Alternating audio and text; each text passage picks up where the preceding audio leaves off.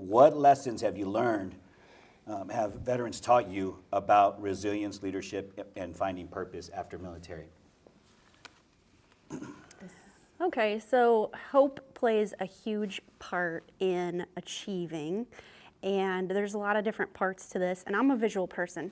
So I imagine, and I try to share this with other people, your path is going to your goal, and your goal is the destination. Think of you using a vehicle to get there. Agency is something that is motivation, to carry you, the car, through the pathway to the goal. And there's a whole science behind hope. It is measurable. We understand that trauma can affect a person's hope. It can dwindle because of some of the traumas and things. But with support, it could rise. And also, I don't know if you remember this or not, but there's a segment on GMA a few years ago where they did a hope assessment of 3 staffers, and then they gave them a contest where they had to hold their fist in an ice bucket, and the hope predictions showed who would sustain it the longest. So people that have high hope are scientifically basically able to endure 2 times more and better, longer, trials and pressure and pain, and so there's just so much value in hope.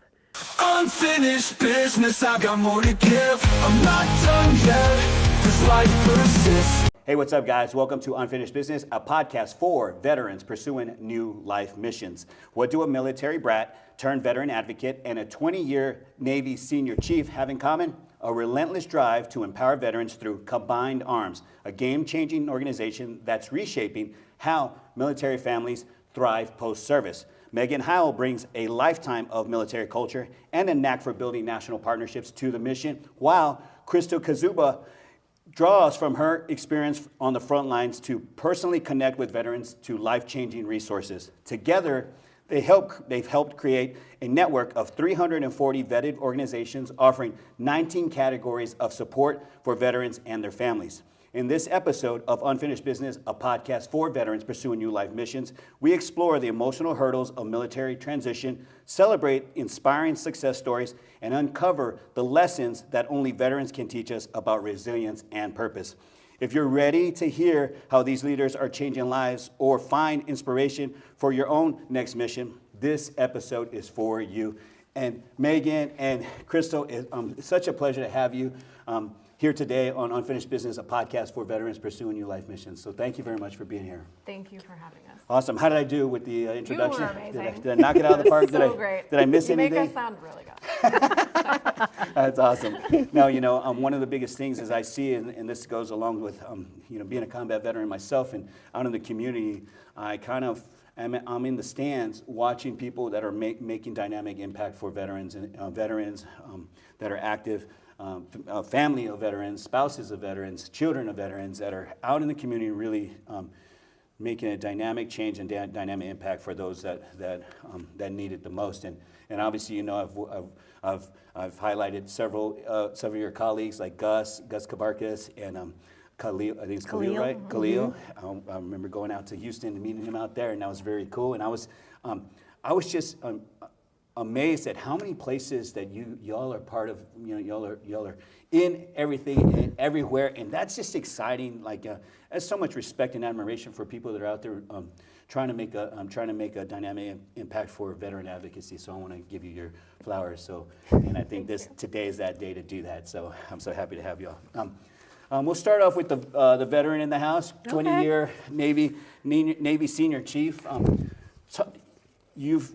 Tell me just share a little bit with the audience about your personal experience in the Navy. Okay, well, I don't think it's anything spectacular, but I didn't know what I wanted to do in life after high school, and so I did decide to join. My parents thought it might be a phase, so after 20 years, we know it's not. Didn't know what type of job I would want to do, and so I scored well on the ASVAB, and they thought, well, maybe she could be good for the nuclear program. bombed that test. It's okay. I took a job as an avionics technician, did that for about 6 years. And then I was standing in line. We call it a gee-dunk in the Navy, so it's where you get your snacks and your drinks. And my senior chief was in front of me. She asked if I wanted to be a career counselor. I thought she meant divisional, as in, you know, just an extra duty in addition to avionics, and she did not. So when we actually started talking about that opportunity, I was in too deep to backtrack. And so they sent me to school for a month to learn how to do the foundation of the job. And that's where I learned basically a lot about federally legislated programs, like all the GI Bills and things like that, Navy programs. And then I had a really big part in the transition process for the last 13 years of my career, because I was the contact who was connecting the soon-to-be transitioning veterans to register for the TAP program and doing the pre-separation counseling. And so then I landed in the nonprofit world and became a veteran case manager, and kind of the rest is history. So, Wow, that's amazing. Avionics, for those who are not very well versed in that, what is avionics? So it was mainly focused on radar maintenance, repair, and communications navigation. Wow. For the first few years, you know, you have to start at the basics. So plane handler, plane captain before going to the shop. But that's kind of my area. Wow, that's awesome. And now you have over how many years now would you say you're in veteran advocacy? Going on 4? Going on 4. 4 years, Yeah. wow. But throughout that, you were always advocating in some capacity. In some capacity, Yeah. yeah. Informally. Informally, Yeah. yes. And Megan, let's talk about you. Talk about your experience with the military. Yes, so it is all in the family for me. My grandpa was a Vietnam helicopter pilot, and then my dad is a Marine veteran. He did 26 years, so I truly lived the military brat life from birth to leaving home. He still did 8 more years active after I left home and went to school and did things. And so coast to coast, base to base, moving and changing schools taught a lot of resiliency and even some people skills back then that I didn't know would benefit me now. But you know, making friends all the time, everywhere we go. And then I did marry a Marine also, so I was a military spouse for a number of years.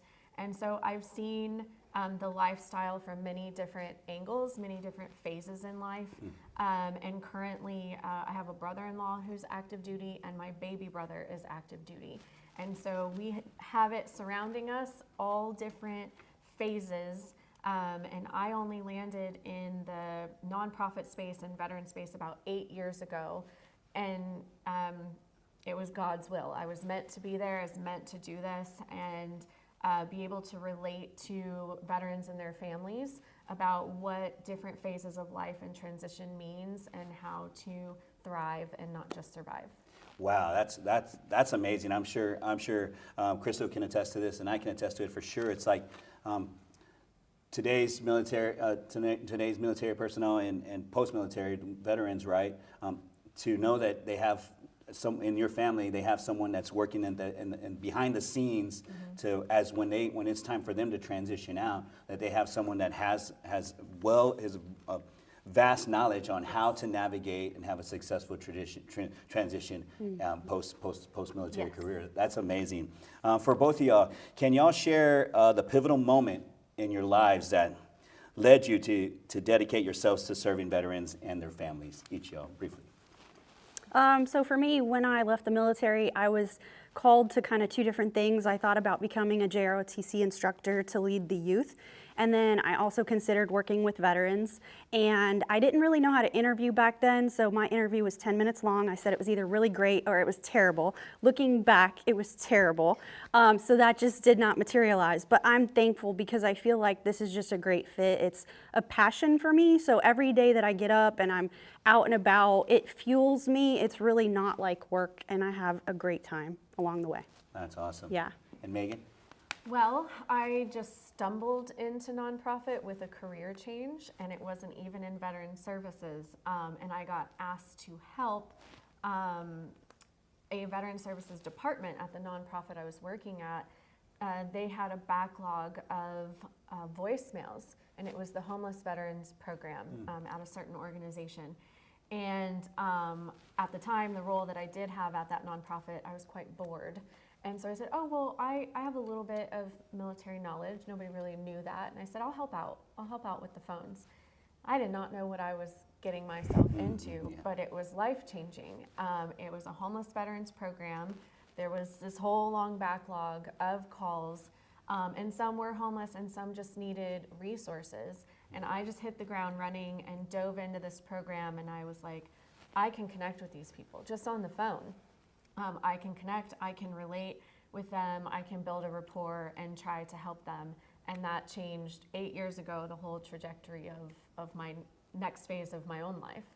And so I've just grown in it, and I can't see myself, even in roles changing, I can't see myself not helping the veteran community for a very long time. First question is to you. I guess I asked you already. Let's see. As someone who grew up immersed in military culture, how did those experiences shape your understanding of veterans' needs? Well, you know, at the time of growing up and as a military kid and living on base and having a dad deploy, you know, I didn't know how that was going to shape my life at the time, right? But the sense of honor and sense of patriotism, and then the respect that I have for my dad, for my grandpa, and all the family friends that surrounded me, because we all had, all the kids I grew up with, all their moms and dads were military, and we were one big family and moving base to base. And so at the time, you just don't know that impact that it's going to have. But growing up and you mature, and you learn more things about the world, and what the military life really meant, and what my dad's service and what my friend's parents' service and what my mom's service was. You really, it just shaped that respect and honor that I had. And I had, you know, this is probably so far my 5th career, so I didn't seek out that I was going to be an advocate or serve. Just everything happens at the right time and for the right reason.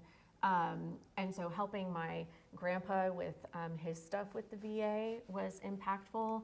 When my dad retired, making sure he had everything he needs, and still with PACT Act, you know, making sure he understood what that was, and then how it's going to affect my siblings at the time.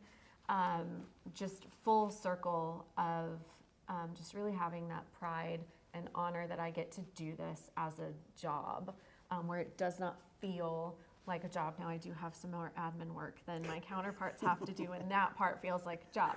But the admin work has a purpose still, you know, to make sure we're serving the community in the way we need to. That's amazing. That I don't know. As you were talking, I was just like overcome with like just some emotion as you're sharing with sharing your story about your military background. I was like, she's the one. You're the one. You're a real one. My dad is pretty awesome, so I get going on him, and then I get emotional. But just a lot of pride, you know. Yeah. And we had a lot of benefits because of him. And I don't know that some family members really understand, you know, some of the benefits and things that you got from your family members who served. Yeah, yeah. It's interesting because just go off a little bit. Like it's interesting because some people like there was one time where it was maybe few years ago where I like reached out to a nonprofit organization, and all I needed was I was in a financial stress, like I was like, oh man, when you're in that pit, like you're in it, and I just said it's called COVID, not COVID, it's called Code of Vets, and the organization, I said, hey, I need some financial resources, and man, when they helped me out, it was like just that, it was like maybe $300 or something, you know, it was something small, just a little bit, just to help pay my rent. And I remember that one little move, just that one little nudge, just said, there you go. And just the hope and the joy that I felt of them helping me out was like, okay, man, I owe it to these people to keep pushing forward and striving for more. And, you know, 3 degrees later, I'm like, you know, that $300 made a lot of difference. You know what I'm saying? So bravo to you. Krystle, how did your 20 years in the Navy influence your perspective on life after service and your approach to veteran outreach? Positively. It impacted it positively. That's the short answer. It's helped me relate a lot. You know, no one service member's experiences are the same. I think that one of the things that I struggled with on this side, becoming more of a veteran advocate, was the question of, well, why don't some folks identify as a veteran? You know, whether it's male or female, I didn't understand that.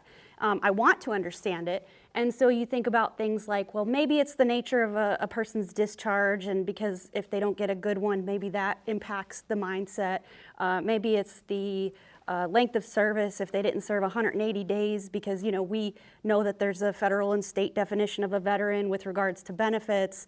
But then I think just as humans, there's some things that we all share, and sometimes it might be like what some folks are calling imposter syndrome, and it's almost like an insecurity of, am I enough? So am I veteran enough, right? And so I appreciate your service, by the way. I was not a combat veteran, but I can understand why some veterans may, you know, serve for 4 years, not see any kind of combat or whatever, and not feel veteran enough.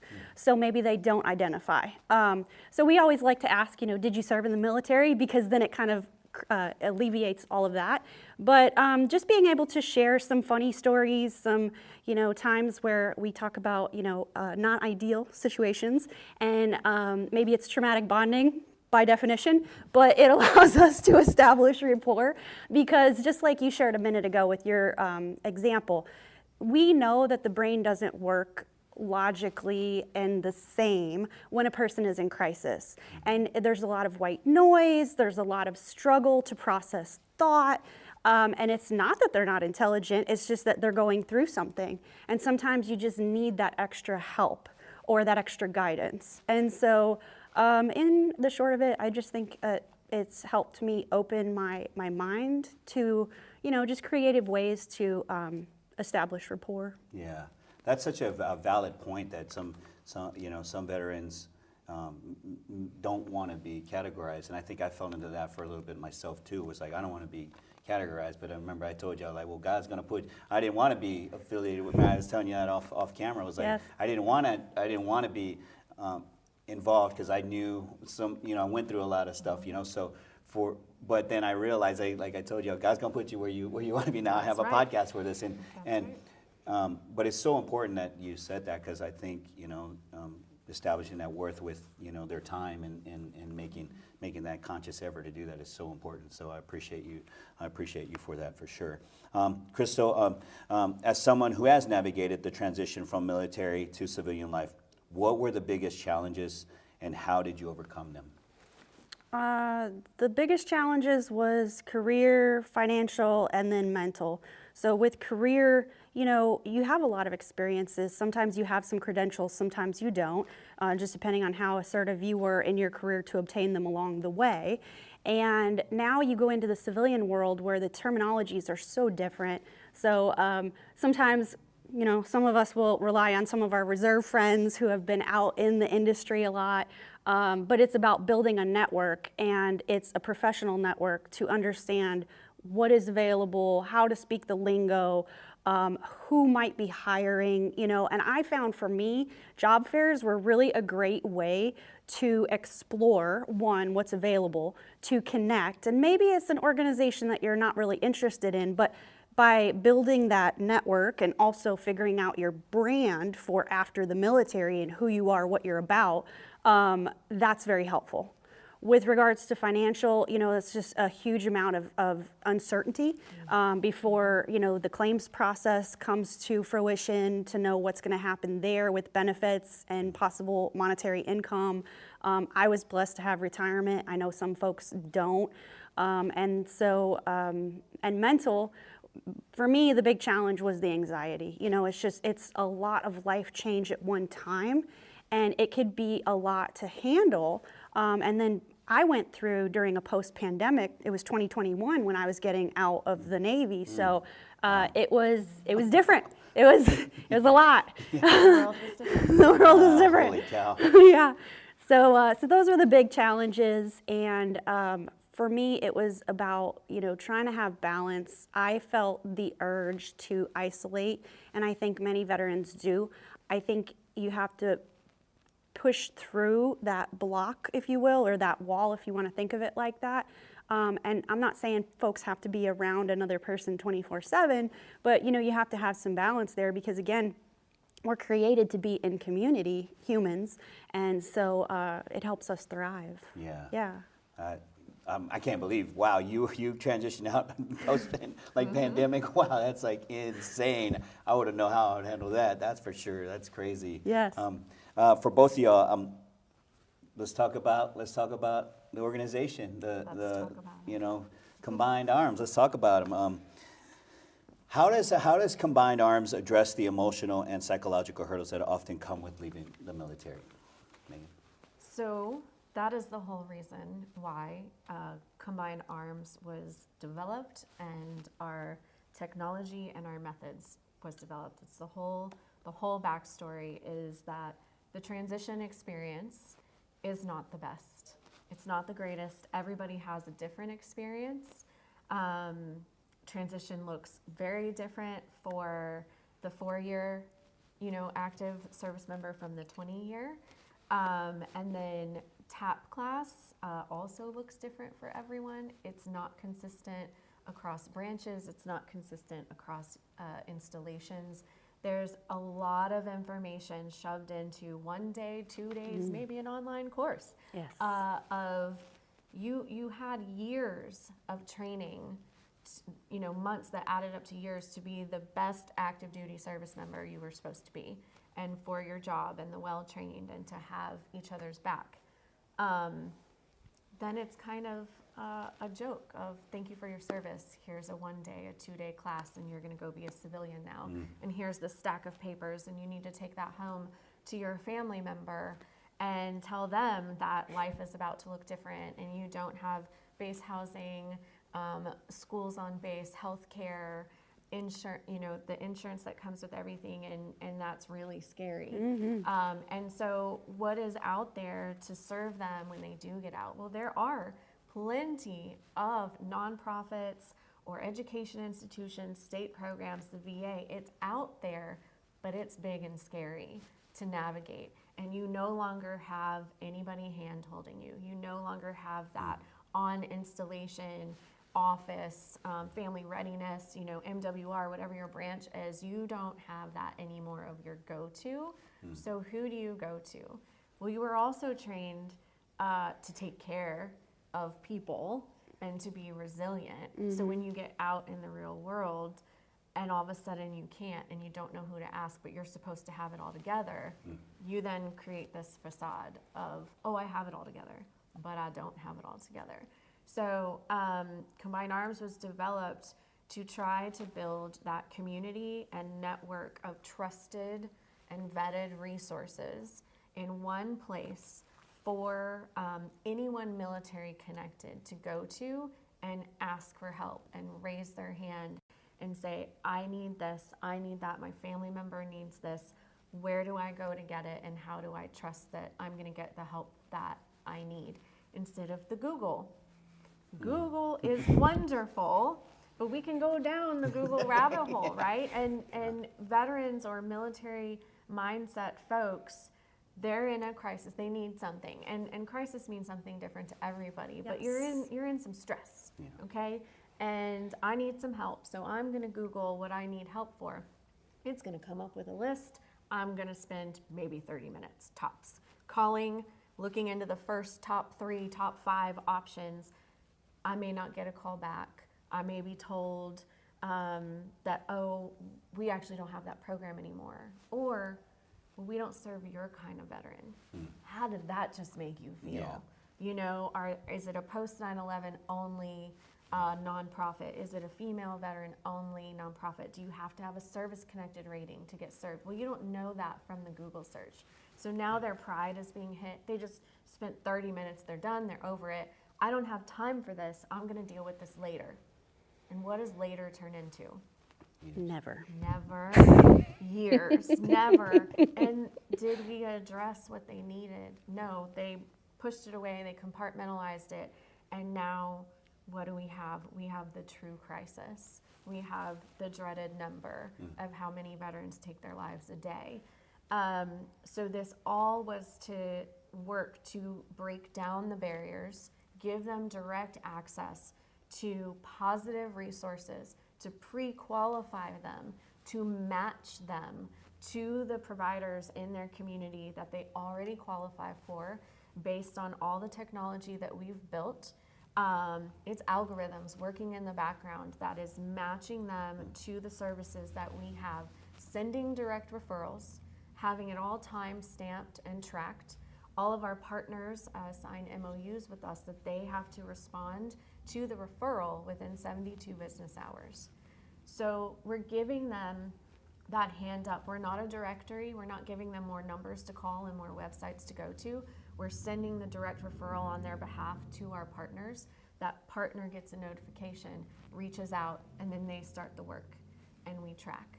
So that has expanded. It was just in Houston to start, and then Texas, who likes to be number one and the best at all the things, okay? Texas knew a handful of years ago that we were gonna grow and have the highest population of veterans. We were gonna pass California of having the highest population. They didn't know when, but it was definitely coming. So in preparation, you know, Texas already had amazing state benefits. You have the Workforce Commission and their veterans program. You have Texas Veterans Commission. You have Texas Veterans Land Board. You have all these other perks of living here. But how do you amplify it? And how do you make sure the social service aspect comes into play? And so they wanted one network statewide that had all these services in one and was a directory. And that's where Combined Arms came into play, and we do receive state funding to help operate our Texas-based program called Texas Veterans Network. And that's what we operate here in Texas and track all of that data. And wouldn't you know it, summer of 2023, Texas surpassed California with the highest number of veteran population living here. And that is growing, and there's reasons. So we have that growth. And so yes, we have this Texas-based program. We also duplicate this model as a state solution for other states that want to holistically serve their military community. So that's a model of Combined Arms. And then we have a national presence also.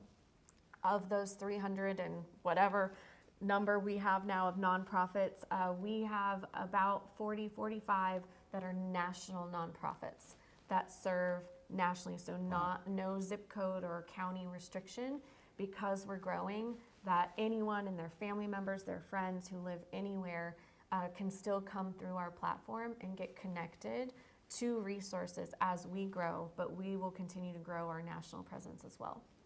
Wow, that's a lot of information. Sorry. No. Not it's like, sorry. It's impressive, impressive information, I should say. It's a lot of impressive information, a lot of impressive description on what Combined Arms is, who's behind Combined Arms, like the agents that are involved, the agency about it, it's like when a veteran comes out and they are overwhelmed and they are like, I didn't plan, I didn't have an exit. Have a plan. I got no plan. Or I had a plan, but it went upside down, Yes.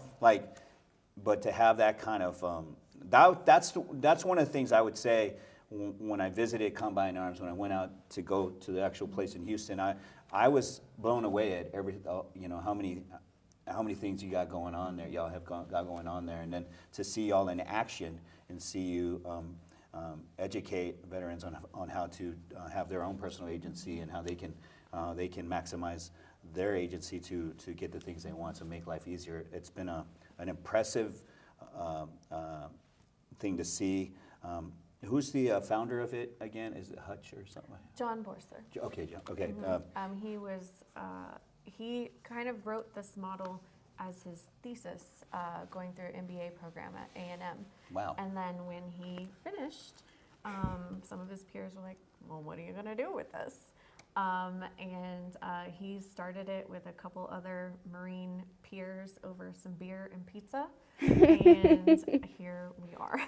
Wow. So I'm going to get him on the podcast next. So get ready, John. Yes, We'll and reach out Rush, to you. one of the interesting Yeah. things about this is it gives people options. So think about the veteran who might be having a dark day and they don't want to lose power and control over their situation, and it's hard sometimes to ask for help. So we have different ways to connect with us.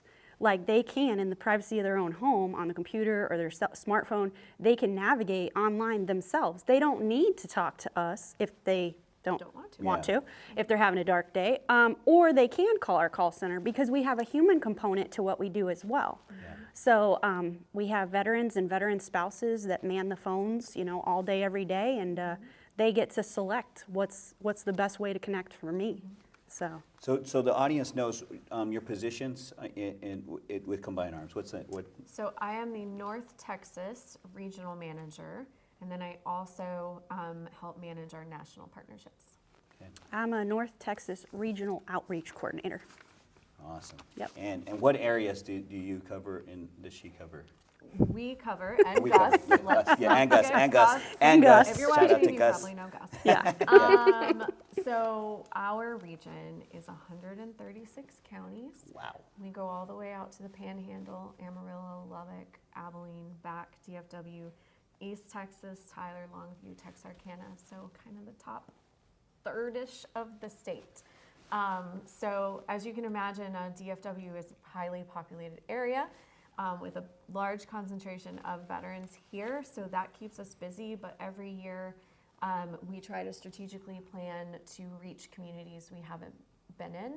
And so we have this past year grown our presence in Amarillo, Lubbock, Abilene, Wichita Falls, Ellis County, and East Texas out in Tyler with a wonderful organization called Camp V. And so we just have to expand with the time that we have. There's a lot of logistics and coordinating. Yes. Yeah. They have a nickname for me. Chaos Coordinator. She is our Chaos Chaos Coordinator. Coordinator. Yes. Nice. To have it all flow and try to make sense, and because we can't be in 136 counties Yeah. all the time. Yeah. So it takes some coordination. Yeah. Crystal, can you share a success story that exemplifies the impact of Combined Arms on a veteran's life? Sure. Some are some small things, but some are really big as well. So we really love being able to participate in mobile food pantries because they will get help with food insecurity on site, but a lot of times we're able to connect them with other resources in the plethora of 18 other categories that we serve. And so it's nice to see sometimes them come back to a future mobile food pantry and say, you connected me with an accredited VSO to file a claim with the VA to get a disability rating, and I finally reached that hurdle. We got the claim through, I feel I was well represented, or it might be, down in Houston, they were doing a ton of stuff with disaster relief. So that was a blessing for many folks that just were devastated by those crazy storms. And then I know on the west side, I've been doing, like Megan said, more rural outreach this year. There was just some little things, like a veteran whose refrigerator broke and he was working off of an ice chest for almost a year because he couldn't afford a refrigerator. Or we had a senior citizen who served in the military and he didn't have a bed or a mattress and he's sleeping on the tile floor. So through collaboration, one of our partners finds out about the need and then we consult and we connect them to resources. But one of the most heartbreaking stories was another senior citizen. He's a grandpa, and so caretakers, 2 of his grandkids, has bladder cancer, and so never registered with the VA. And he was at a point in his life where he had to decide, do I pay for my chemotherapy this month or do I pay my rent? And when we found out, we had to go through and just check all these boxes and say, well, what's going on here? How many different ways could we help? And now he doesn't have to make that tough decision anymore because he was eligible for VA health care. Oh, wow. So just really amazing stuff. Yeah, that is amazing. Yeah. And it all comes down to the collaboration. Yeah. So Yes. we look at ourselves, Combined Arms, the network, we're the connectors. Yeah. Okay, everybody's role is important. all of these nonprofits that are our partners are just that. We need them to stay open. We need them to continue their mission. We need them to raise funds. Yeah. We have to raise funds to do this. We need them to stay funded. We give letters of support. We'll give them data if they need it for any of their grants that they're applying for, because no one entity can take care of a whole person and all of their problems. And so that is why we have our technology, which helps track. Data drives everything we do. Data moves the needle. You know, the state wants the data to know where are the military communities, what are their needs, how are they different, how is DFW different from Wichita Falls to El Paso to San Antonio. There's going to be different high needs in those areas. How do we support the partners in those needs? And then when we identify a situation like that, how many agencies did it take to get this veteran to a baseline of having the minimum of what he needed, right? And then what do we do to work so that he's thriving and not surviving? And through the technology piece, we get to track all the human pieces that went to work. Yeah, to wow. make it so. That's amazing. That's like so amazing. Like just hearing y'all, I'm so happy I have y'all today. Seriously, like, you know, this whole thing, I told Gus this, like, you know, this year now he's my first. I did the first inaugural Veteran of the Year because with this podcast, but I actually thought about giving it to him last year, and for me it was the most impressive part is what y'all do together in Combined Arms, and that's why it was so important. I said, you didn't think y'all were gonna get away from being on the podcast, did y'all? Because I We couldn't. were like, oh, Gus. Like, Look at everything Gus, look goes, at Gus, look which at is Gus. I was fine, which now, let I me have my just eye on say, everything. as the chaos coordinator, but as the regional manager, getting to work with these two people, Gus and Krystle, is just a blessing. And again, I believe God puts us exactly where we're supposed to be. Amen. And the impact the three of us have together on this community is like none other. And so the respect I have for Gus and the respect I have for Krystle is just enormous, because we would not enjoy our life so much if we didn't have a passion for this and get to do this job together. Well, some tells me they have a lot of respect for you too, because that's 100% given just by listening to you talk today. No, I don't. Like I said, that first annual Veterans Appreciation Award to Gus was a thing for all y'all. You know, it's made out of chocolate, so if you no, it's not made out of chocolate. He should give you a piece of. No, I'm just kidding. He's holding out. It's like, what is made out of chocolate? No, it's not made out of chocolate, but no, but it is a piece of that representation of Combined Arms as a whole. So I want y'all to know that too. Oh, I love that. But Thank definitely, you. know, of course, Gus, he's out there. And He y'all is a out there face. too, He's, so yeah. yes. For both of y'all, what lessons have you learned? Have veterans taught you about resilience, leadership, and finding purpose after military? Okay, so hope plays a huge part in achieving, and there's a lot of different parts to this, and I'm a visual person. So I imagine, and I try to share this with other people, your path is going to your goal, and your goal is the destination. Think of you using a vehicle to get there. Agency is something that is motivation, to carry you, the car, through the pathway to the goal. And there's a whole science behind hope. It is measurable. We understand that trauma can affect a person's hope. It can dwindle because of some of the traumas and things. But with support, it could rise. And also, I don't know if you remember this or not, but there's a segment on GMA a few years ago where they did a hope assessment of 3 staffers, and then they gave them a contest where they had to hold their fist in an ice bucket, and the hope predictions showed who would sustain it the longest. So people that have high hope are scientifically basically able to endure 2 times more and better, longer, trials and pressure and pain, and so there's just so much value in hope. Don't lose hope. Awesome, that's beautiful. Yeah. Beautiful. Well, great job. Thanks. She knocked My it out of the visuals. park. And I think resiliency is something that constantly comes to mind, just with what I've experienced through my personal experiences with family, and then coming into this as a career.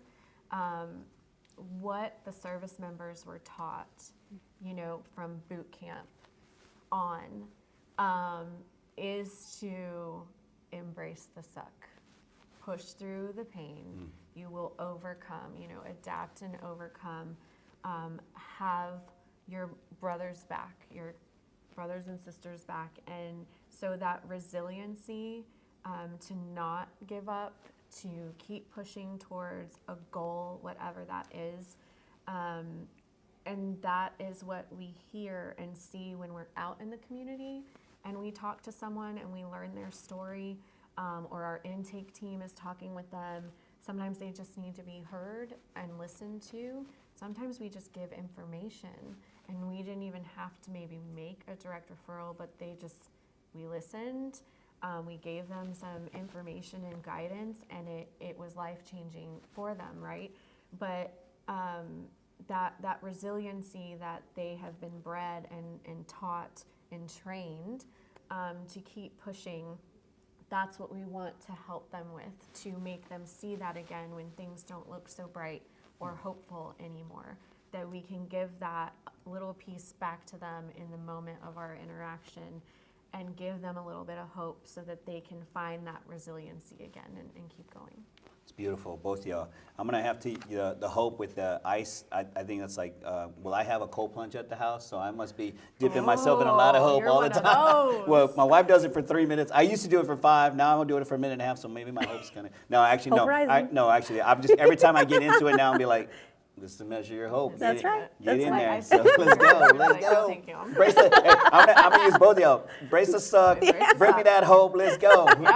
So I'm That's taking right. this. I'm taking this to another level now. I'm like, yeah, let's go. For real, you think I'm kidding, but I'm not. I believe you. No, it's so true. No, everything you said. I love the part about hope because that hope is so important, So I powerful. trust me. Yeah, it's been. I think that's an amazing analogy. I'm gonna go look up some videos tonight when I get home and start Send really you some. studying that. Yeah, send it to me. Okay. What advice for either of y'all, whoever wants to answer this? Looking back on your journey from service member to advocate, what advice would you give someone struggling to find their next mission in life? So, it's out there about reaching out. Reach out. There's help, okay? Like, it's so easy. We know it's not. Yeah. It's not that easy. But it really is so important to just tell somebody. Tell somebody something about your struggle or that you might need a little help, because there is help, and we know navigating it is challenging. It could also be embarrassing, things like that, but there is help out there, and just trying to raise your voice a little bit, find your voice, like your experience, when you were like, I just needed a little bit, and some people just need a little bit, and some people need a whole lot, and that's okay. And the other thing is, it's okay to just be okay. These are some statements that have come out where it's okay to just be okay, and to have that resonate for a bit, but we don't want you to just be okay for too long. Yeah. So talk to someone, and the whole point of this podcast and what you're doing is to create that awareness, to create a comfortable space for people to know that we're out there, and that we have all these partners out there. So even if you don't get to us directly the first time, our partners hopefully bring you to us, so that we can holistically serve you. You're going to come to us with one ask, but I tell you what, we're going to find out your whole story and all of the things that you need, and we'll help you through that. So really just, it is important to find your voice, that you don't have to stay in just okay. Yeah. Yeah. I like to say focus on what you can control, right? So your circle of influence, because there's going to be a lot of things that concern you, but if you focus on those things, it can distract you. It could demotivate you. So if you could focus on what you can control and grow your influence, that's huge, and it's going to keep you on track, keep you grounded. So. Yeah. My friend, I refer to Travis Kelly a lot because he was in the military for 24 years. I did a whole thing for his retirement situation. Did a lot of videography for him and stuff like that. And I remember telling him he's getting ready to get out, and he's a high impact, high impact guy. Likes to be busy. Doesn't want to stop. He's 0 to 60. Yes. Like, let's bring it. Yes. He's that kind of guy, and I told him, man, take time to enjoy your victory, man, because this is a victory lap for you. This is you, 24 years of service, sacrifice. Like, take a little bit of time, breathe, and appreciate the journey you've been on in the military, and and go celebrate for a while. Like you got to have that victory now, right? And then you got dive into it. Give yourself a little bit of time, breathing room to transition out, but enjoy this is a victory lap. Give yourself some grace. Yeah. Give yourself some grace. Yes, and we don't really like to reflect, but you know what? We could always regroup. Yeah. We know that. Yeah. So time to regroup. That's awesome. For both of y'all, how can listeners, whether they're veterans, family members, or civilians, can get involved in supporting the work of Combined Arms or empowering veterans in their own communities? So we definitely invite everyone to visit our website, take a look around at the different options, because we're not just one thing. We have a lot of things going on. We have our statewide solutions. We have if you're in need of help, you can do that. If you're looking to volunteer and give back after the uniform, maybe you are good to go and your family's good to go, and you're like, how can I give back? We have multiple nonprofits in our network where their focus is service after the uniform, so you can get involved that way. Saving our information, the Combined Arms site, the phone number for that friend, family member, somebody in your network, somebody at church, somebody at work. Listen, open your ears to what somebody around you who's military connected might be saying, and be like, oh, I heard of this organization that might be able to help you. Really, that's our awareness piece. We are a nonprofit at the end of the day. Marketing is always innovative like this. This is a marketing tunnel, and so we are happy to be here and get the word out.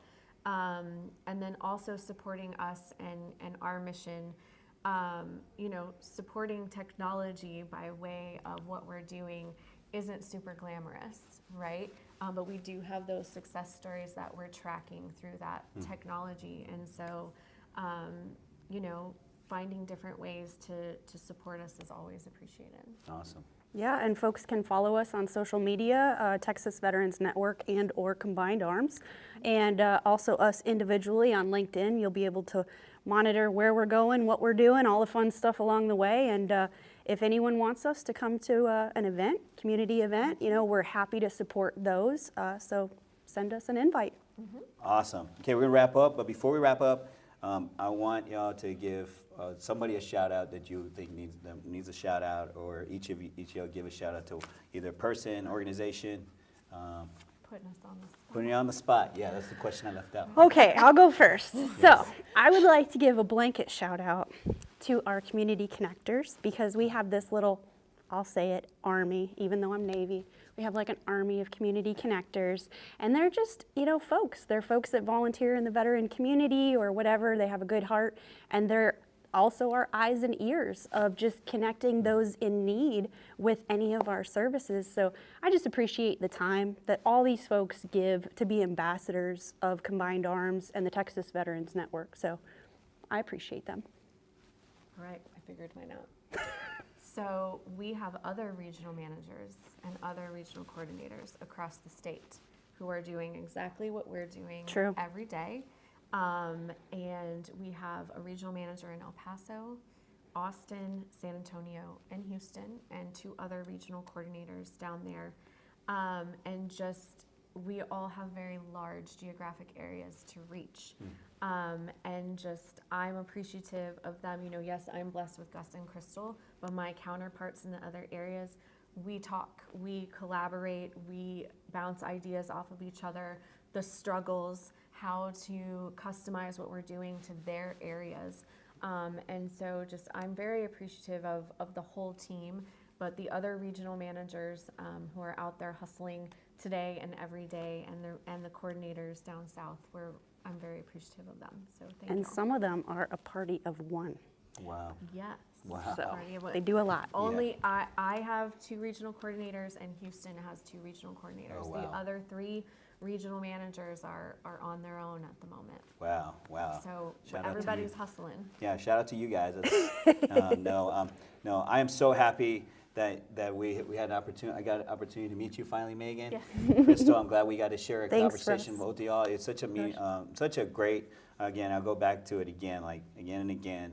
When I'm looking at who's making dynamic impacts in the veteran community, who's advocating for veterans, I always see the Texas Veterans Network there. I see Combined Arms, you know, being an integral part of this movement. And I'm going to reach out to one of my friends, Tim Klund, who hosts a big TK. TK, yeah. We know TK. You know TK, yeah. Yeah. So I want to make sure y'all are working together real Yeah. tightly, and you know, he's such an amazing guy. And first thing I said, man, I want to see you guys, you know, be a part of that too. So if y'all aren't already, you know, but no, it's a great time to share with you today, and thank you very much for being on the podcast. Thank you for so having much. us. It was fun. Yes. Awesome, guys. That's it for Unfinished Business, a podcast for veterans pursuing new life missions. As I always say, have peace and align you, and remember that the ocean refuses no river.